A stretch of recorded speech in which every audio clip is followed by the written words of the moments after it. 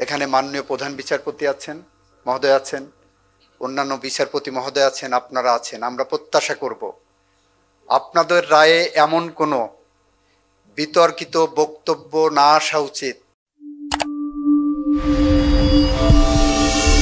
Recently কয়েকটি ঘটনা বারে ঘটেছে, আপনারা দেখেছেন, এটা মিডিয়ায় এসেছে। আইনজীবীরা অত্যন্ত সতর্ক। আমাদের সুপ্রিম কোর্টের ইতিহাস আছে। বাংলাদেশের সমস্ত গণতান্ত্রিক সংগ্রামে বাংলাদেশ সুপ্রিম কোর্টের আইনজীবীদের অনবদ্য অংশগ্রহণের ইতিহাস আছে। আমাদের সুপ্রিম কোর্টে আদালত বয়কটের ইতিহাস আছে। আমাদের সুপ্রিম কোর্টে আইনজীবীরা সংগ্রাম করেছেন, কিন্তু তার একটা মাত্রা আছে। আমরা যেমন চাই না সেই মাত্রা অতিক্রম করুক। একই সাথে এখানে মাননীয় প্রধান বিচারপতি আছেন, মহোদয় আছেন, অন্যান্য বিচারপতি মহোদয় আছেন, আপনারা আছেন। আমরা প্রত্যাশা করব আপনাদের রায়ে এমন কোনো বিতর্কিত বক্তব্য না আসা উচিত যাতে করে আইনজীবীদের মনে কোনো সংশয় থাকে, ন্যায় বিচার নিয়ে কোনো প্রশ্ন থাকে, ন্যায় বিচারের ধারা প্রশ্নবোধক চিহ্নের কাছে বন্দী হয়ে যায়। আমরা সেইটারও অবসান চাই। আইনের ইন্টারপ্রিটেশন হোক, রাজনীতির ইন্টারপ্রিটেশন নয়। আমরা সেই ধারার অবসান চাই। আমরা সামনে এগোতে চাই। আমরা চাই জুলাই বিপ্লবের মধ্য দিয়ে বাংলাদেশের মানুষ রক্তের বিনিময়ে যে ভবিষ্যতের পথ রচনা করে গেছে, আমরা সেই পথ ধরে এগোতে চাই।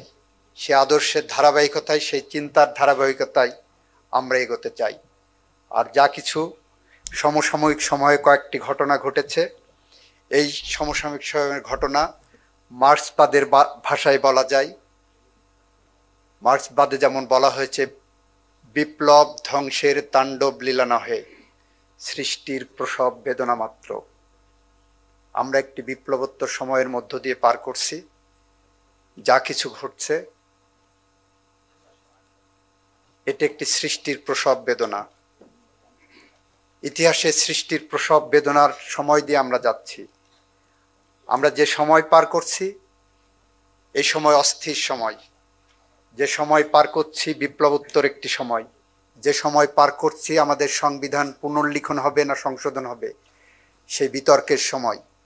এই সময় এসে আমরা আমাদের একজন সহকর্মীকে নির্মমভাবে হারিয়েছি। আমাদের ধৈর্য ধারণ করতে হবে। এই ধরনের ঘটনা যা দু একটি ঘটছে, এই ঘটনাগুলো আপনারা মাথায় নেবেন। এটা গভীর ষড়যন্ত্রের কোনো অংশ কিনা আপনারা মাথায় নেবেন। বাংলাদেশ তার স্বাধীনতা সার্বভৌমত্বের প্রশ্নে সমস্ত সন্তানকে এক জায়গা দাঁড় করিয়ে বাংলাদেশের মানুষের পক্ষে, স্বাধীনতার পক্ষে, সার্বভৌমত্বের পক্ষে দাঁড় করাতে যেয়ে কোনো রকম ষড়যন্ত্রের মধ্যে আমরা ঢুকছি কিনা, এই চিন্তাগুলো যতক্ষণ পর্যন্ত আপনার দেশপ্রেমের দ্বারা উদ্বুদ্ধ হবে, ততক্ষণ পর্যন্ত আমরা মনে করব আমাদের এই দেশ আগামী দিনে একটি সাংবিধানিক শাসন ব্যবস্থায় বাংলাদেশকে একটি গণতান্ত্রিক মূল্যবোধের বাংলাদেশে ফিরিয়ে আনবে। বাংলাদেশের প্রতিটি মানুষ মুক্তিযুদ্ধের মধ্য দিয়ে অর্জিত যে স্বপ্ন, জুলাই বিপ্লবের মধ্য দিয়ে যে অর্জিত যে স্বপ্ন, সেই স্বপ্নের সীমানায় পৌঁছে যাবে, সেই প্রত্যাশা রেখে, সেই কথা রেখে আমি আমার বক্তব্য শেষ করছি। সবাইকে ধন্যবাদ।